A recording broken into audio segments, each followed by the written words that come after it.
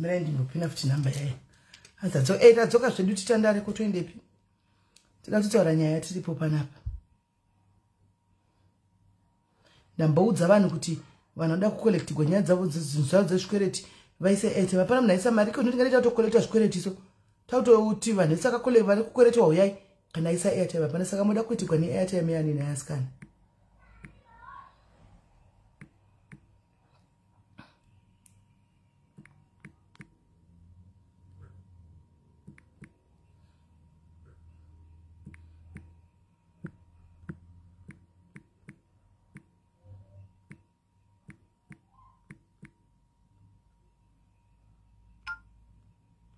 Kwetu kumbochema cheri. Tomchema tiri pano. Hatitotongo mchema saka mamda kuenda kumba kwacho here. Kamda kumchema zvaicho chako kamoenda kumba kwacho mubva pasocial media. Moenda kumba kwacho. Tikutomchema ochero nesu kudai. Tikutomchema omufungira baba. Tikutomchema onye kwenye story yedu. Nikuti gone too soon shoe. Hazidipewa wig. Melissa jeni kutotengesa namba hizo zirapo hizo. It's a beautiful wig. Kutotengeswa. Ata munhu ane namba, torai namba hidzo. Torai namba hidzo sikana mutenge mawig.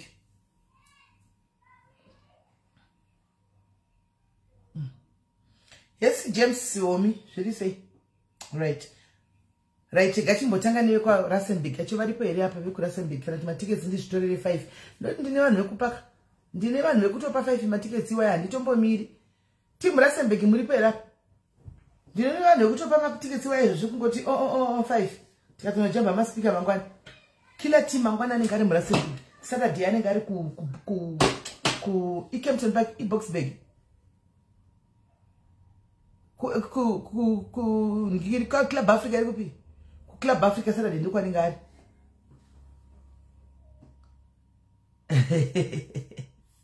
Hanzi mari tora namba iyo Queen irapo. Iwe Queen wave ku Zimbabwe rero kana zvichiri muno. Uchiri muno yakatokaenda kumusha.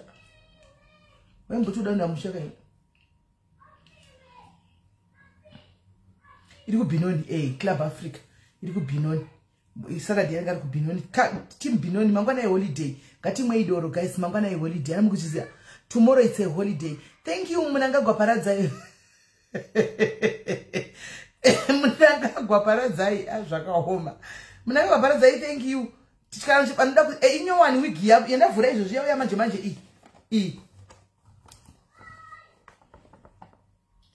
yauya izvozvi ndadoivhurira pano. Namba idzo dzirapo idzo. Namba idzo ane mawigi hope. Torai namba idzo munopiwa catalog remawigi munoona. Torai ndikiri namba idzo munopiwa catalog yemawigi. Ane mawigi hope mamwe akachipa zvekuti pane kamwe kandakaona I think kapfupi akandoka kanaka kekuti like uchingofamba kakapisa unongo kati go musoro toenda. Aiwa maprice ari very reasonable. Ari very reasonable. Anogona ari very reasonable maprice ake. Very reasonable. Unogona to order. Ari reasonable. Unogona to order maprice mawigi ake. Very reasonable. Pane kamwe kafupi kandaona kuti unogona ngofika musoro kudai ukatoenda. Team Rustenburg handisikutopa matiketsi ndine vanhu vachatongopa. Vane mbona tavapoka guys. Hane mbona tindazama. Ndazama team Rustenburg yamise my life hapa. Ndiona kuti muripo here. Team Rustenburg hapana saka meaning to say kuti matiketsi inchana zachiti show yakazara kudhaya. Matiketsi tatingokupayo complimentary. Show yakazara kudhaya. Saka team Rustenburg zvaisipo ini matiketsi angu ndokotororo zvipira 5. Animona. Show yakaputika kudhaya. Iko kila team. Ndandiri kutongoti uya usinawo. Namba ndakapina dog jungle irapa yamusikuiona. Namba irapa yakanzi 061653. Hamusikuiona. Namba iyo irapo imaiona here. Yes, Benoni Saturday makaenda mangwana ye holiday. Saka kusa Rustenburg mangwana vanono vatako. Tono vatako. Mangwana. Tutono vatako mangwana. Saturday mono vatira kuJoburg. Sunday muno vatira zveku Joburg koko. Waiona namba kadhoku jungle. Hanza pana iripo one Ishbel. Namba iyi. Hamusikuiona namba sei namba iripo iyi Ishbel. Namba iripo iyi. Naime hamusikuiona namba. Hamusikuiona namba guys. hanzi iripo number iyo number iripo iyi hanzi iripo iyi hanzi ndipewo kuBinoni. Unfortunately my tickets andinawo ndeRustenburg. Number iripo 1 nairuwa iyo number iyo thank you uyaisa love pa number iripo yakapinwa hapo iyi. Tora iyi number iyo munoona ane variety iripo linia. UK anotouya zvakanakisa Jessica kutotumira zvakatonakisa zvokutodaro. Jessica utambira Christmas ku UK here. Hausi kudzoka ku Africa. Hausi kudzoka. Iripo number ishibo iyo yakapinwa hapo iyo. Iri kutoleiko nevanhu iyo.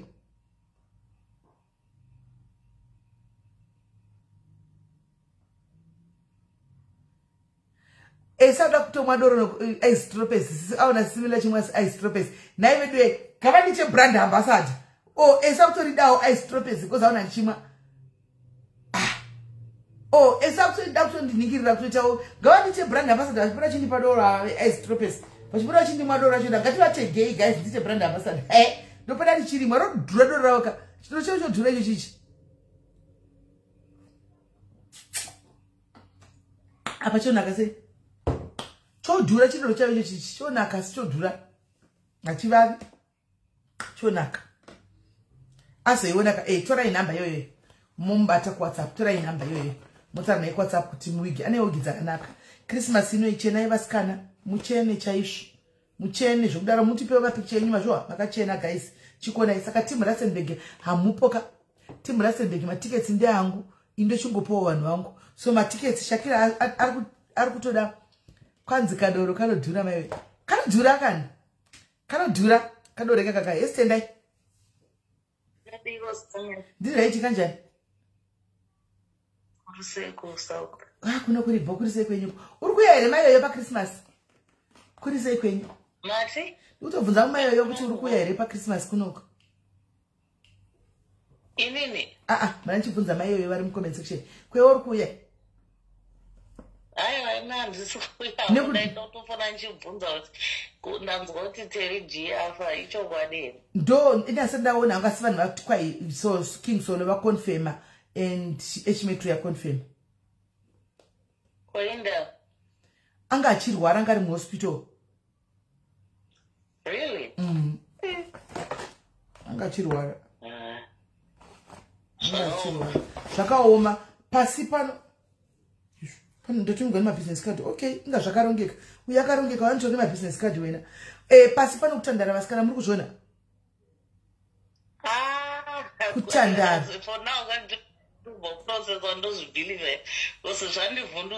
chero mukasazvibhilivha but ndozvitoripo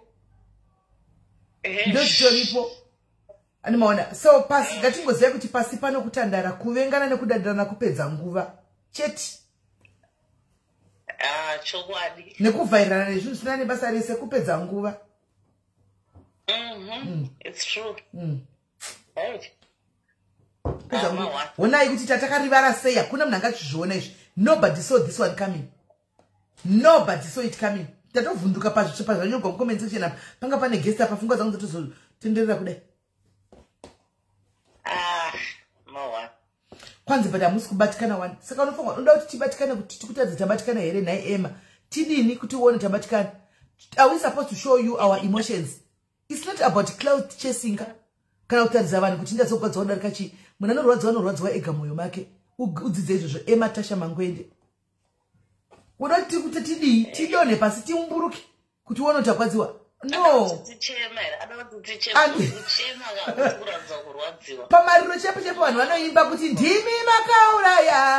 ndimi makauraya hazvina mhosva paukama makauraya ndimi pachitorwa jiti pamariro asi vanhu vanenge vachitorwadziwa asi tichitorwa jiti iri bosi simeri oraitendai hazvo zvakangooma hazvo ndambovhunduka pandazviona ndandiri pana panoita kuvhunduka cheko but it is what it is.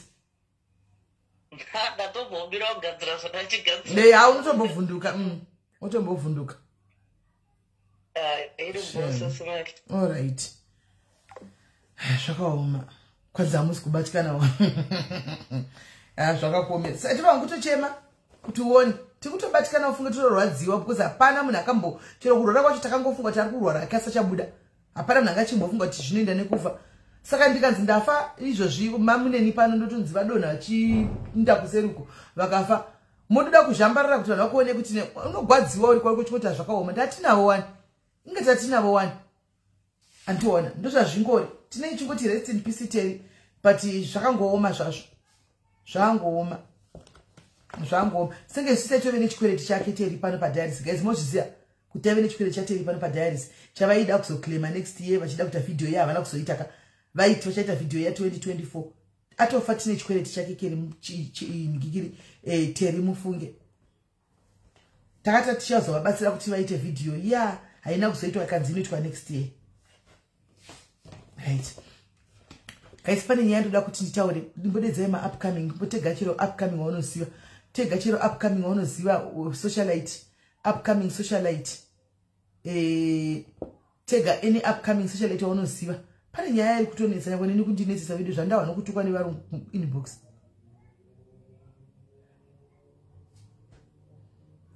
zvakaoma tatosara nechikwereti chake mufungi chatongobhadhara chikwereti ichocho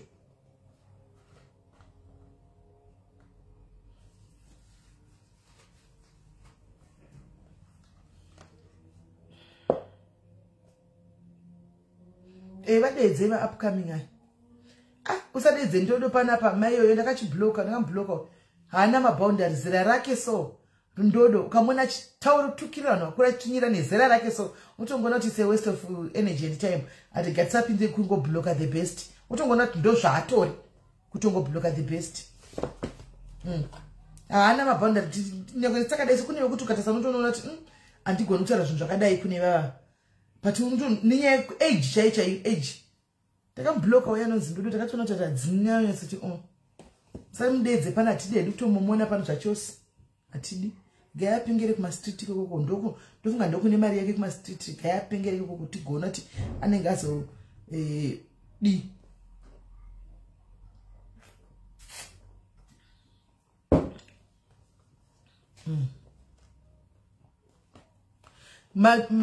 upcoming ai atingwe aiwa chema ndio yatoda kuita zvedu semadiaries chema udu semadiaries chema udu because tine tachichona chikwereti chake chevideo saka since chevideo sinazvikosa kuti zviitike we might as well just contribute our ngikiri our chema toendesa yakadaro hanzi wiki ndaida munamba iyo murandakadzi nubu yandakapina iyo namba iyo ndiye munakuita mawigi namba iyo ndiye munakuita mawigi right guys pane nyaya iri kunetsa manzwa upcoming socialites I don't know kuti zviri kufamba sei panyaya yazuka bika kuita sei ini dawa kusenderwa message navarungu vandisingazivi ukatesa kuno munhu akanyora kuti ari kuontorio hamoti kuontorio ndokupi ndikavhura mumwe murungu akanyorera message akati ari kwai kupi kwai kuArizona hamoti ndekupi hanimaona vanhu vese vanoti vanowana mamessage anonzi vakabanzisi vanoita zvomusic ina ndizvo zvokuimba ini kwai vakangoweriza music yavo vanonzi music iyo it belongs to SIS MELLY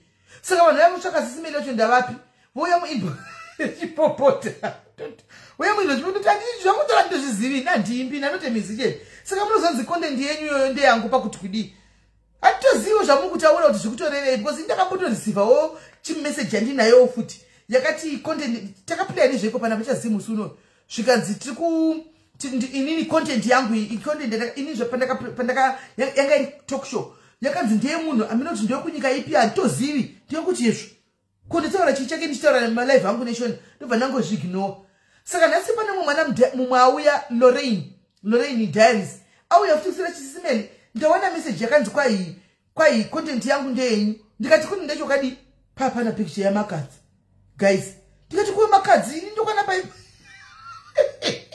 ndikaponyadza makadzi kweini ndoziza content yangu pane face yamakadzi ikontent yangu pakuti kuti ndatamboposta makadzi pano isu content yangu pakuti chii zvachitadza kuita make sense because handitione screenshot ndobva nondivigira chinhu chine face yamakadzi ndikati kosaka face yamakadzi ndakwana pai so guys mazvinhu zvakaita seizvi zvimatechnical glitches akadai kazhinji inenge iri system yazuka munganetsana nevanhu mukagwa nevanhu mukadini inenge iri system yazuka zvinowanzoitika kana achiupgrade system yake ndopa munombona kuti dzimwe nguva unongwana mared flag usina chokanganisa, dzimwe nguva unowana chisina cho, dzimwe nguva unogona ngoona usingagoni kubaya live button kana vachiga upgrade masystem avo.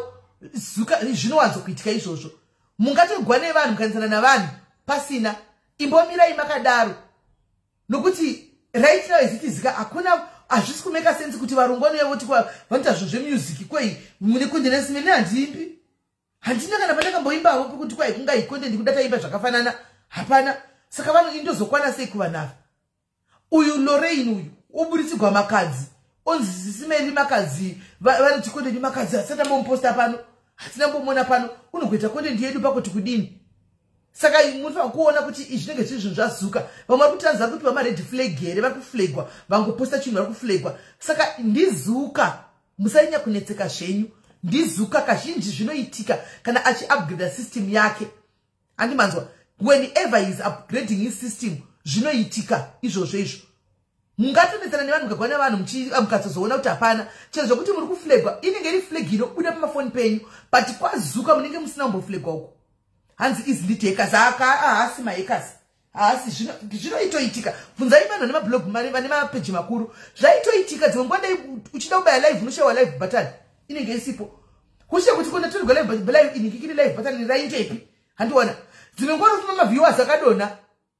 Handiona. Iwo chizati ndine 200,000 people makona unofuma ari 150 saka 50,000 vaintepi. Mina ndikupei zviri kuitika.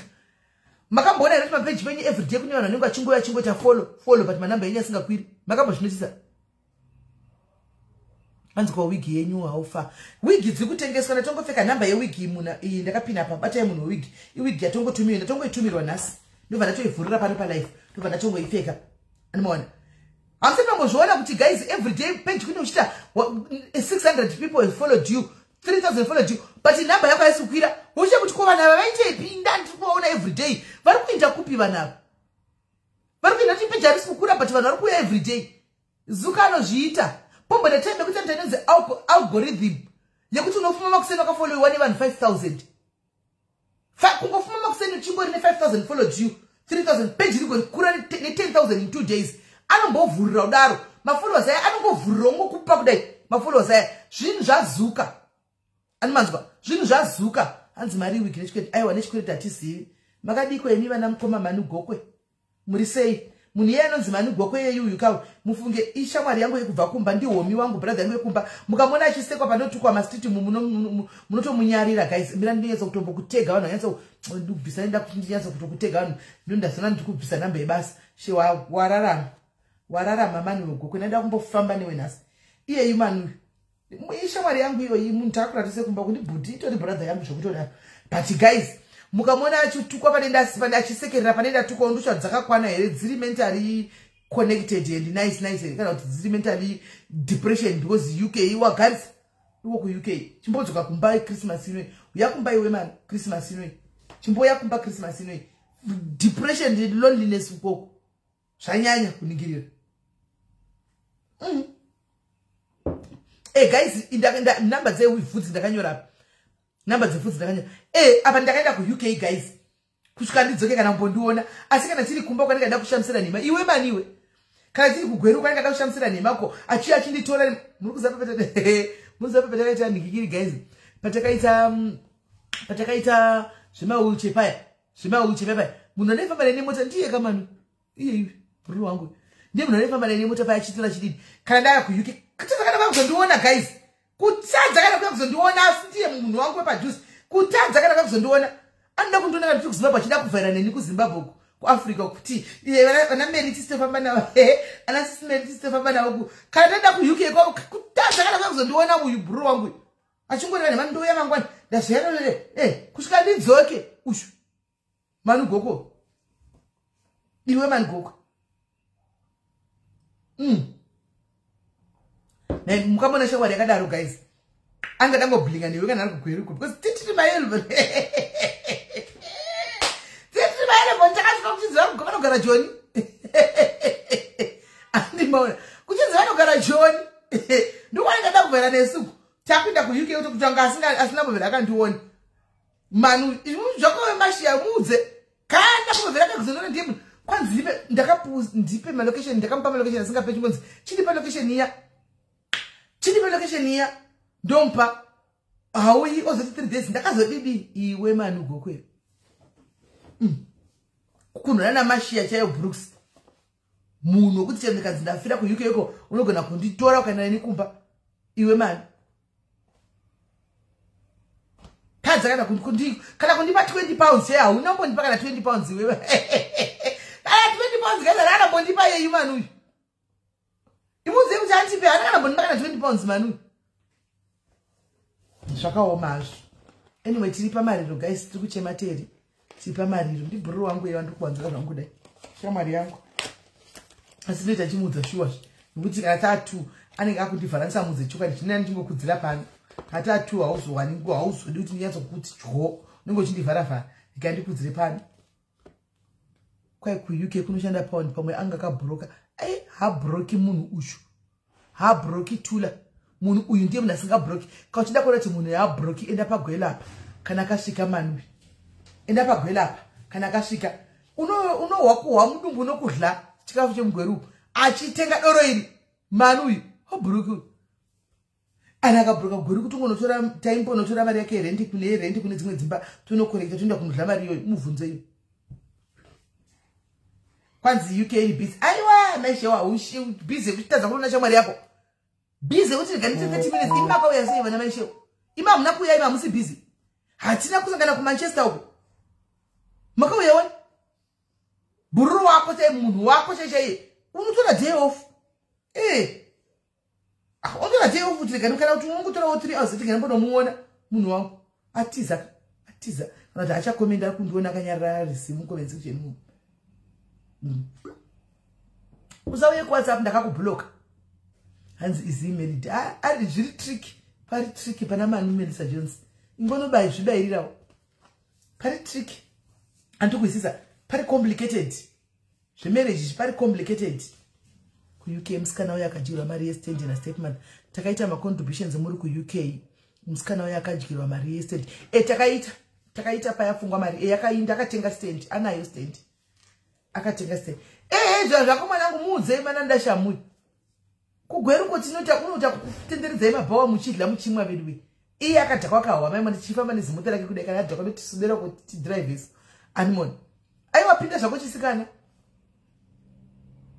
right hende kuna sekuru ve Cape Town handi tingweta nyaya mbavha ye Cape Town yandakambokudzai guys ndikati sekuru tembo yana sekuru tembo yaka ramba yeinchidlira vanhu mari chavabata ndakambosvara ndikati sekuru ari kudlira vanhu mari tuchitika sekuru tembo vekushavire guruve kudi amenu tichavabata iko zvino kwai vari pawanted nepolisi uko vakatora mari dzavanhu chasikamwa dhololo hapana chinosikama masika imbavha dziyadzi vakatora mari yemudhayari Pano ari kuAmerica uko iwo madhayari ndakambotanga ndamutsamura ndikamutuka ndikati auwi everyday chimototosape vanhu mazivana yaye paFacebook masikama wakunowa kudhligwa mari iye zvino wadhligwa mari wakudzoka bheki kwandiri vatora mari yako achitanomurapa vakumuvhunusira zvitokoro zvanonga achimutaridza pafoni anomona ndikati usavhunusirwe usahwewe uchitadza zvino maAfrica movie zvinenge zvadownloadwa pamaintaneti usahwe challenge ndikati mira ndine kunobvunza mari iyoyo ndobva ndaenda hani ndakambenge ndavati vandite chimukuyu paya vakatadza kundiita chimukuyu ka saka ndaizviziva kuti ndeve nhima paya pandakati ndiitei chimukuyu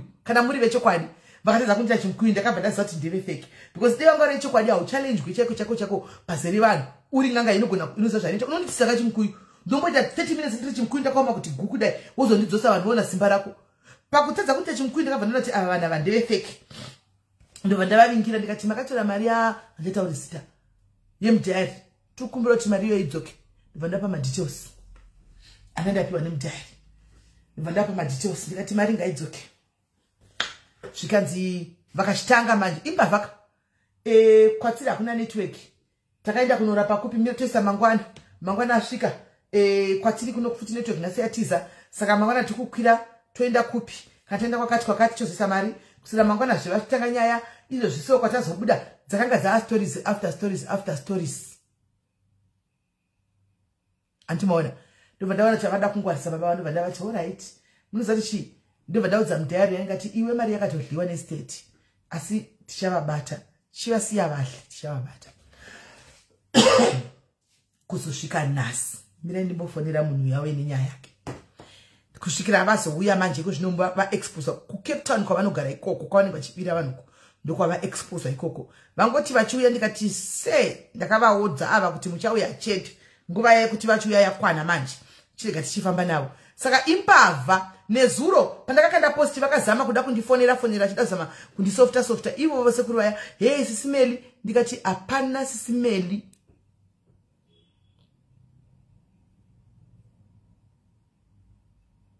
right handisi mamuona munhu angati anzi imari maisha tora namba iri apa iyi yandakapina iyi tora namba yandakapina iyi uende kunoona mawigi unonyatsosarudza mawigi unoda tora namba iri apa imoda idzidikira ani moda dzakasva kumagaruko tora inamba ishi ndiye munhu ane mawigi uyu anonzi unique ye ushu tora inamba ushu iyi yandakapina iyi yakanzi unique ye iyi 061 chichi ndiye munhu wemawigi tora inamba munopuwa catalog muone muzosarudza maona akawanda handiti mamona mukadzi anga achipopota mukomenzesheni achipenga achiti hey kusvibisa sere vanhu handika ndichikudzai kuti ndivo vauya neghost onai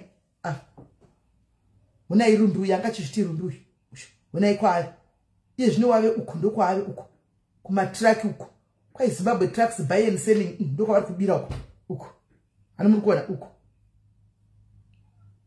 uku rundu uyu anga achipopota yana ndiraitiona pane namba yandapiwa katifone iyi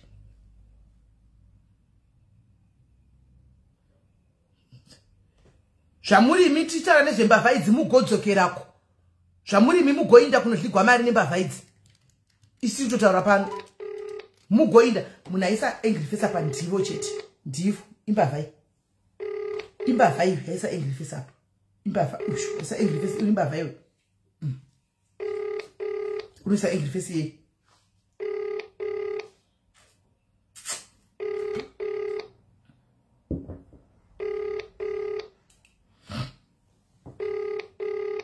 You have reached the mailbox of 076.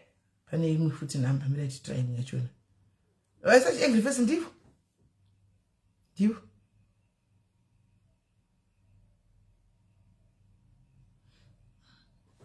Kuda kuti vamwe vabigwe.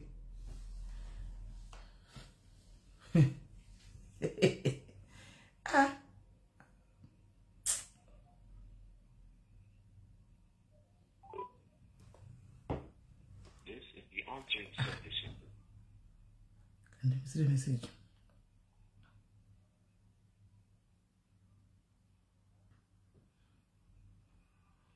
Sa guys, vana kuzviti sekuru vana sekuru tembo baba imbavha sekuru tembo guruve kudi yameno imbavha wandu wapi uhuda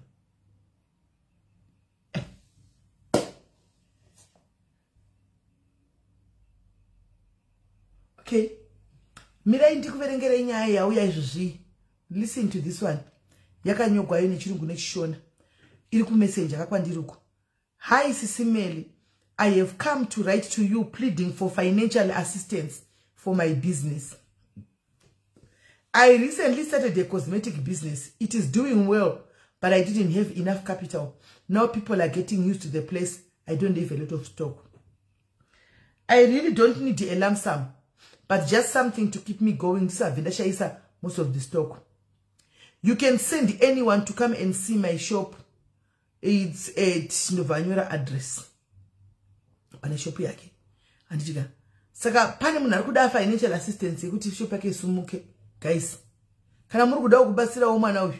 Arikwai ane shop yake arikuda kuti isumuke. Arikuda financial assistance yekuti shop yake isumuke. Animaona. So yeah. Arikuda financial assistance. Asi mningi na mkana wakatarisa nyasha. Iniwe zviruda financial assistance. Nyasha. Neniwo ndikuda financial assistance zvoda ndakatogara pano kudai. Zvino hazvisi kufamba mazishi yangu kuti do up. Ndozama kutengesawo kuti ndiwanewo mari yavana yeChristmas. Ini nditotsvakawo financial assistance. Nditochema tose. Zvotopuwa nani financial assistance? Tinopuwa nani naye mununa wangu? Hadari so. Hadari so unondipedza pamwe pacho so. Ndipedza. Umwe andinyorera inini tsamba nhasi. umani nyorera tsamba nhasi umani nyorera tsamba nhasi akati Sis Melly, this is directed to you not kuti muposte ndipewo 6,000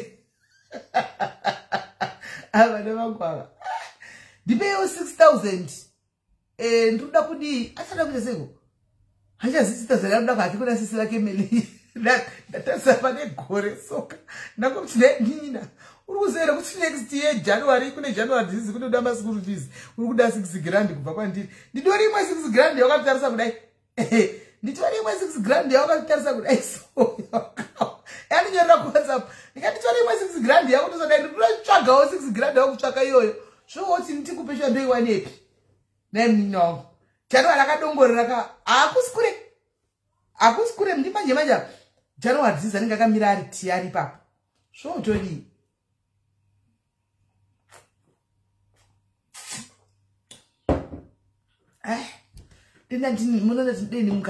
mukatonamataka ndikanyatsowana mari yakawanda ndikanyatsowana kana 15 million ndonyatsokushera imose 50,000 motsvaga business munhu wese padiaries diary wese owana something otanga ukafoira wako business wafoira wega simari estate wakadi wakapiwa ukagona wagona pomva wakuna mamchina amata tiwane mari right tobva ipapo toenda ku important announcement guys kune vakambonditi Sis Melly ko tukuitei zve end of year padiaries ndikati don't worry pane zvatiri kuronga anditika saka flyer yarazobuda anditi this year pane vana I was just touched and inspired nevana ava guys vana vadiki anditika who came up with a plan vane passion yekubatsira anditika so vane passion yekubatsira so vakatanga foundation yavo anditika they've been doing it vasiri zvopa makamera anoona vachiita zvekutengesa vachibika chikafu pamwe vachiita zvemafood hambazi vachinopa vanhu kuJoburg vanogara kumukuku vachidini so when they came to me vachiti Sis Melly tikuda kuita zvakati handina kuhesitate ndikati since muri kutanga I think kuti mufeed my family 20 if we can tikabatana this Christmas we can feed at least about 200 to 250 families anoona so iri ndiro flyer ramaona rera ndaposta rera andimukona iri ndiro flyer ramaona ndaposta rera iri and so what I then did taka approach ama certain companies kutokumbira kuti vapatino kana vachigona chavanacho chidiki shoma ichocho vatipe kuti tikwanise kuita ma food parcels anokwana 200 target yedu i 200 but kana akadarika tinotenda Mwari so that we package kuti pa Christmas ino kune mazimba ese ari muno mu-SA asiri kugona kuenda kumba nenyaya yekutoshaya animaona vari kutotamburawo vaenda kumukuku vawanawo at least rice yekudya vawanawo at least 2 kg yesugar animaona vawanawo something chekubata pa Christmas panapa animaona saka that's what we are doing we are targeting kuti tifeed at least 200 families tichazvita pa live zvese so after tikakwanisa kuwana ma food parcels are 200 tichapinda muchiona tiri pa live kuJoburg tichipinda kumikuku yese kuJoburg kwese kune maZimbabweans because mukomana inda mupa task yekuti now just go kumikuku yese uchinonyora all the families that are in need aunona zvichoka kuti aya ari in need wonyora so that musi wachona tenge chipinda ticha invite mama diaries ari free ari kuJoburg tichava invite to famba nawo majani mamaningikiri matimu redu reJoburg moya nematichesenye diaries aya tichipinda tichipa anditika ivo vanonzi Grace Foundation vachiti navo pamwe chete tichivapa animaona tichipa vanhu vasina chikafu pada iwo toriwo one of those people vari pa list rekuwanawo zveChristmas izvo I don't know pada utoripowo ipapo I don't know so tine ma tickets guys the night in question anditi tichange tine ningikiri tinenge tichipa ma awards zvakare tinenge tichipawo ma awards pano akasiyana pa tine hall yatiri kuitira zvinhu izvi taita kuti tiite iri charity dinner charity gala saka we are having a charity gala yatiri kuita in the name of trying to raise mari yekuti tikwanise kuti tifeed vanhu vachauya kugala nekutengawo zvinhu zvema 200 families izvi saka tine ma tickets guys we have tickets that we are selling anditika atiri kutengesa pama platforms akasiyana anditika so my general tickets i 400 imari i fundraising yatiri kuita but kana watenga ticket rako unouya kufunction tinoswera tinewe tinenge tine maartist aripo tinenge tine muneya makachena zvered carpet muchitirimo mukati tichipa ma-hours and everything tichinakirwa chikafu chiripo takataura neveketering company varizati nezvecharity so they are going to do it for us neprice iri pasi hanimona. So what you just have to do iwewe kungosupportawo by buying a ticket antika kana uchida general ticket kana uchida VIP ticket. General ticket vana Mike ndo vanechida kukuona iwo muripo ipo pamusi wachona anditika kutanga na 12 kusvikira na 6 antimaona musi wa 24 December tinotanga na 12 makuseni tosvika na 6 manheru tenge chipinda mumamikuku muyamiya tichipa vanhu zvikafu 12 kusvika na 6 manheru. So pane venue inonzi top Jozi muJoburg panonzi pa Top Jozi. So kuna Elf Street uko Top Jozi asi munoti chi baseline ndio munoti baseline ndio munoti baseline andi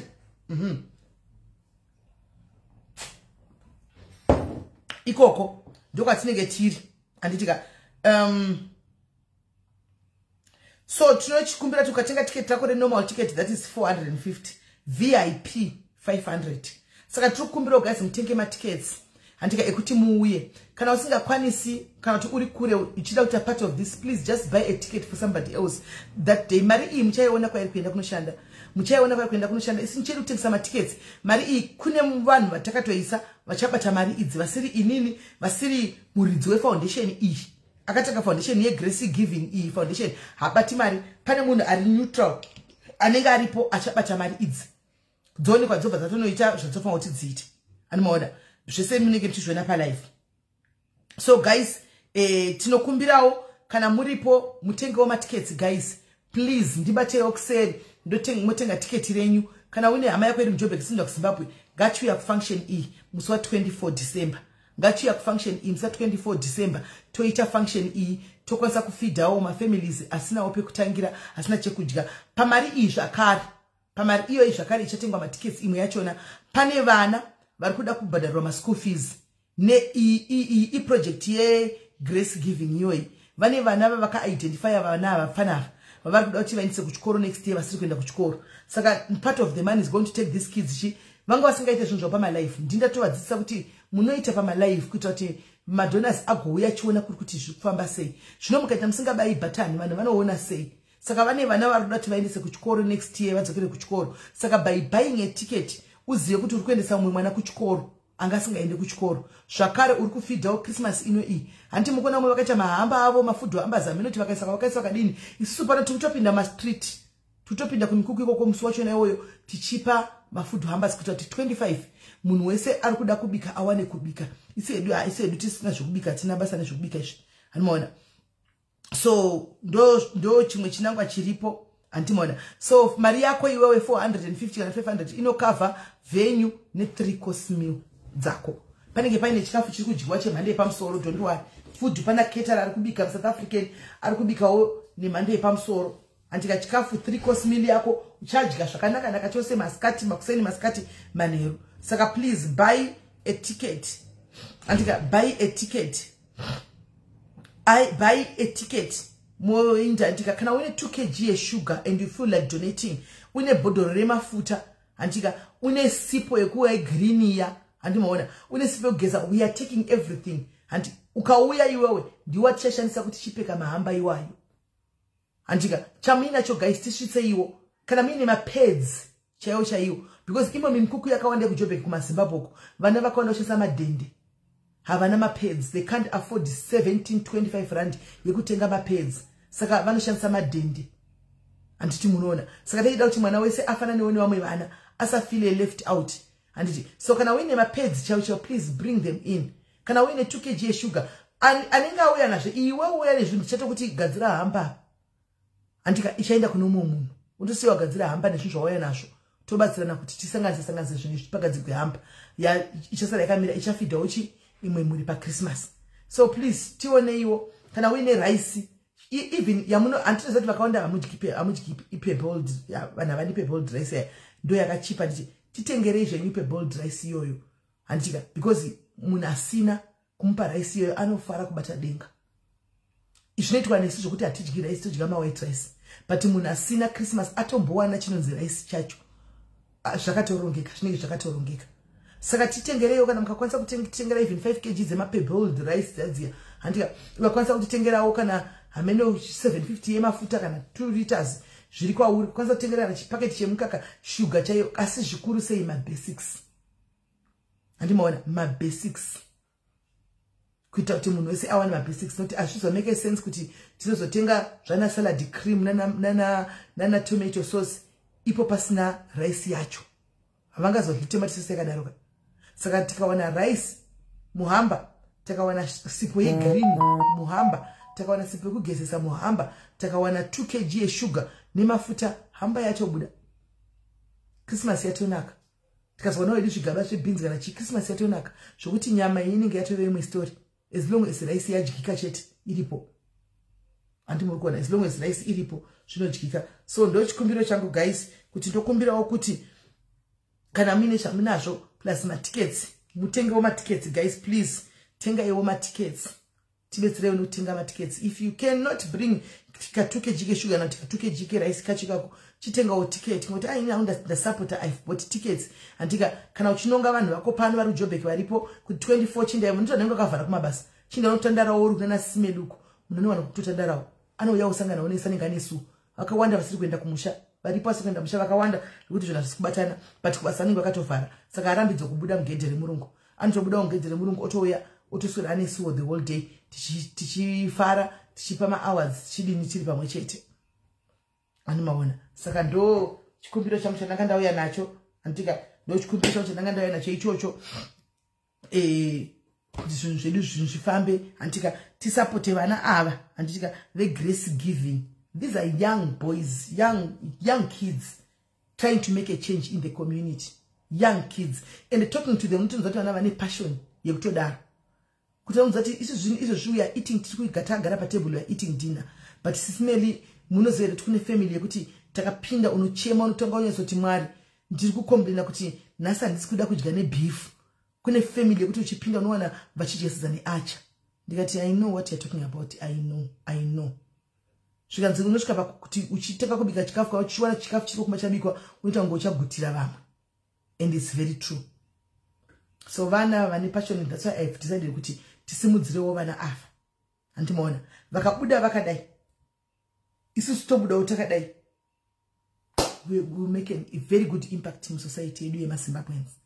This we are doing it only to Zimbabweans.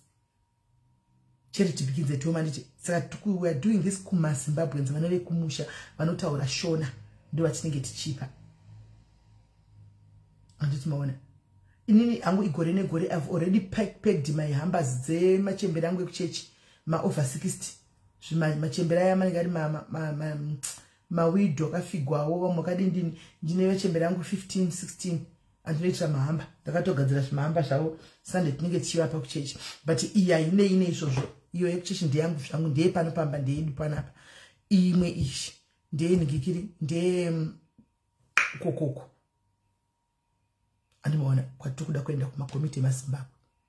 So guys munochema nhamo chimirai muone nhamo dzine vamwe kunze uko ndopaunoti Mwari ndiregererei ndiri kuchema nhamo yekuti mubhedha wangu wavhodloka kune muchando imomo vari kuvata pasi muSouth Africa kuvata pasi yacho kuwadza pasi kuvata kana kuti kunowana mubhedha waya wakajegwa nematombo usingazoti abvepe kuti dombo rikadonha wani kudai so woita kunge richawira vanhu vanenge vakavata pasi situations dziri muSouth Africa idzodzo saka please tibatsireiwo flyer ndakanda pane manhamba aripo you can get in touch vanotenga matickets ediaries please you can come to me motemesa matikupai account number yekuisa mari yecharity isusu tokupai ticket because vana ava vane account number yavana isusu takangwadza kuti do everything we want to see what you're going to do mozotipa accountability of everything kuti zvafamba sei we want to see if you can do it on your own next year makazvimirira so they are running everything, they're doing everything and we want it in writing pabhuku pabepa nebhilo anditi maona so yeah guys ngatisupportewo vana ava zvifambe zviende zvakadaro right chekupedzisira chiri pano handizivi kuti ndoita sei Prophet Josi vandifonera vari kuda kuti vauye panapa vambonamata nemi. Hamunoti muri kuda here kana hamusi kuda. Because vanditi 6 6 zachiyakaita. Vanditi na 6. Saka nditi muri kuda here kuti ndivadane here kana kuti because vati vari muSA. Vati vari muno muSA. So ndisingazivi kuti muSA mavari muno kuti vaya necrusade kada kuita. I'm not sure but vati vada mbonamata. Pamwe pane zvavaona pamadiaries. I don't know.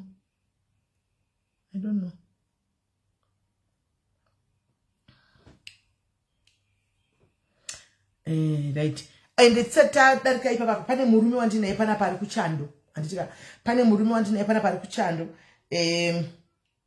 Ari kudawo mukadzi ari between 38 to 45. Anditika vari kudawo mukadzi ari between 38 to 45. Baba ava vari kuchando. Anditika vane makore 53. Baba ava. Saka hanzi handina hangu basa kuti mukadzi uyu ari kupi. Kana uri kuAfrica, kana uri kuEurope. Zviri kwauri. Ivo chavari kungoda chii? Mukadzi. Vane makore avo 53. Vari kuda mukadzi ane makore kubva pa 38 kusvika pa 45. Antika. Saka kana une 38, 39, 40, 41, 42, 43, 44, 45. Antika. Paita baba varipo vari kuda munhu hanzi flamboyant queen. Vanogona kuzvinyengera chaizvo but inini pano papeji pedu flamboyant queen. Pano tinoita matchmaking. Ende titori nemichato iri kutorongwa izvozvo yakabva pano.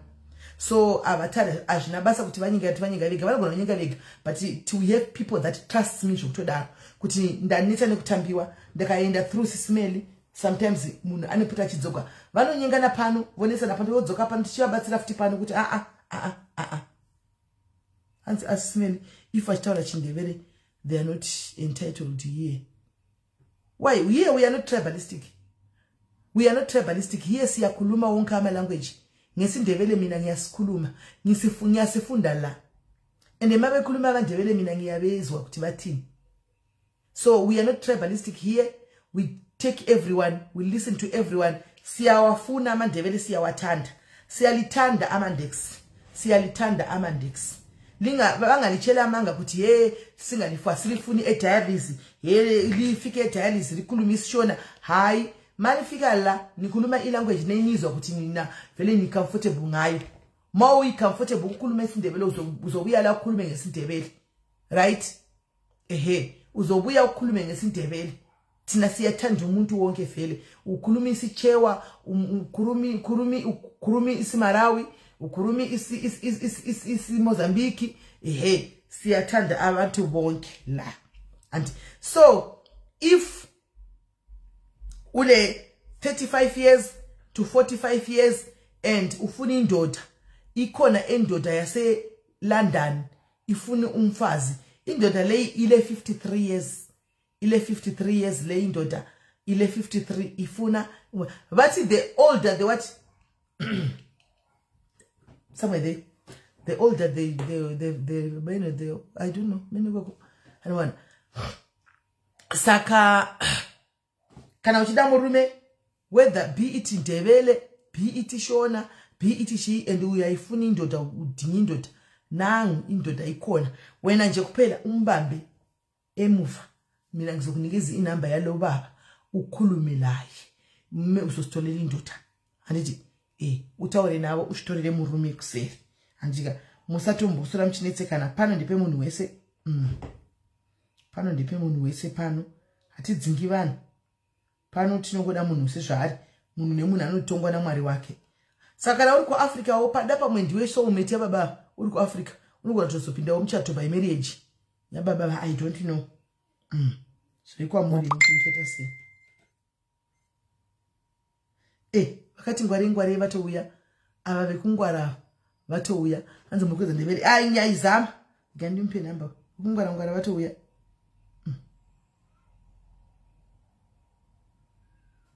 Ngwara tumanya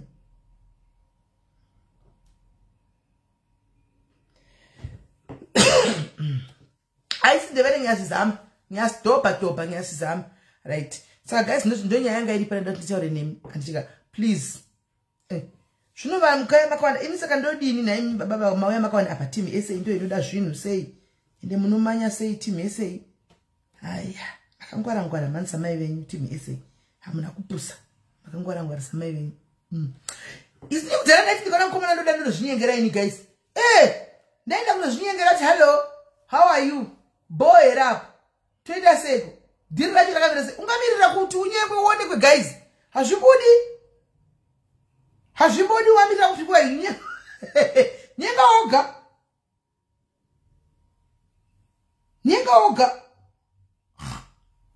guys mungari kwa nyenga isuka imi munoita sekuti hamuna mbobvira makanyenga varume imi mainyenga varume paya pamainda kunomirizika paya muchinomirizika muchiti ndine crash naningi kudhara mati kana une crash nechikomana nemukomana kana uine crash nemukomana anenge aripo anenge ari maraini anenge auya akapfeka mazitenda futu dhara ine saka matenda futu akapfeka matenda futu agera dhino baba mamisikanyenge varume taurai chokwadi paya pamainda muchitofamba ru4 muchitokati uku wodzoka uku handisi makanga muchiadvertisa wonomirizika uchinomira uchinodai uchinosvika wonomira uchinodai uchinomirizika kudai kutanga uchigadza uchimirizika shure uchimirizika hati wakanga uchitomaketa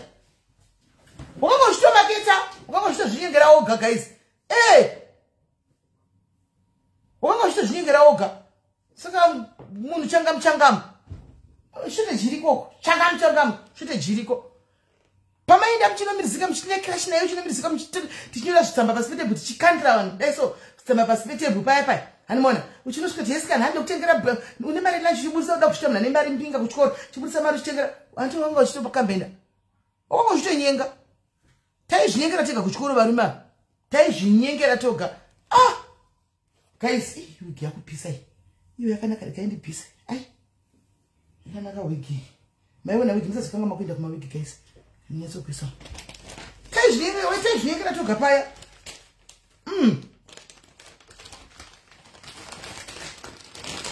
saka musanyare guys changamu inorodiwa umwe ndiye murume wako yesoulmate yako yoyo unosi kasika zvangu ndindi nasvika tambotandoraka guys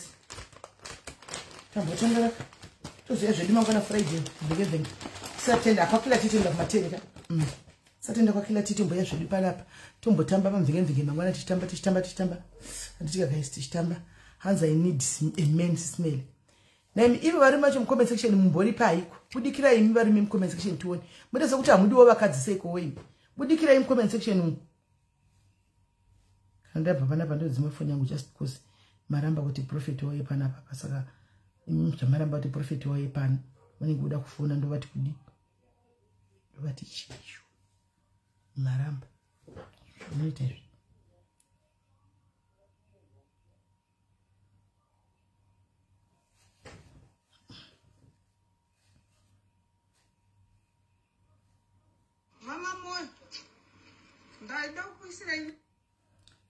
ndiketina rigandigozautara kuti kudi gandigozautara kuti chii ndisiri palife udaruka uchitukwa kwadzipei murume andati nainde wangu matarizi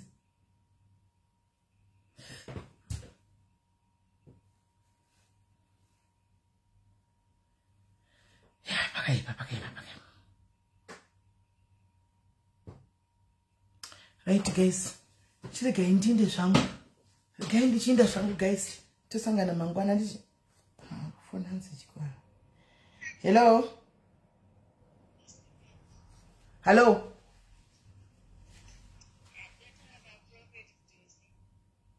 mati hello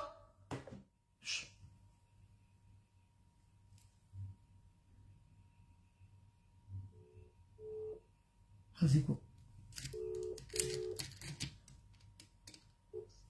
Hello. Yes. Isimele. Hello.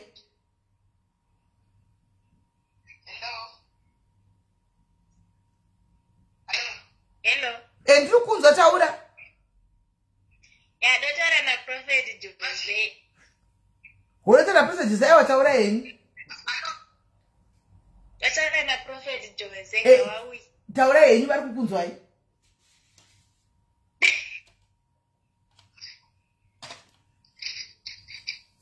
Taura ka?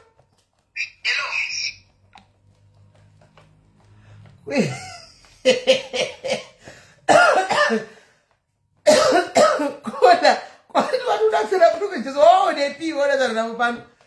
Uri kuda kuti ndivaunze here kana kuti kuda kuti ndidii naikoni? Uda kuti ndivaunze here uda ndidii? Nokuti ukatendera prophet ndoti taurai. Kola. Ari kuda kuti unzai here prophet Jose ari kuda kuti chiko kola. Kola ka. Yeah. Kandivatsvage prophet acho nando vanokunamatira vanhu 5. Manje ndine phone 1 kaini guys. Saka vanokunamatira ipapi ndine phone 1 mina ndimbonotsvaga imwe phone. Ndi phone 1. Ndine phone 1 yavanenge mina nditsvage imwe phone. Mina nditsvage phone guys ndikuzodzoka ndi mina nditsvage phone.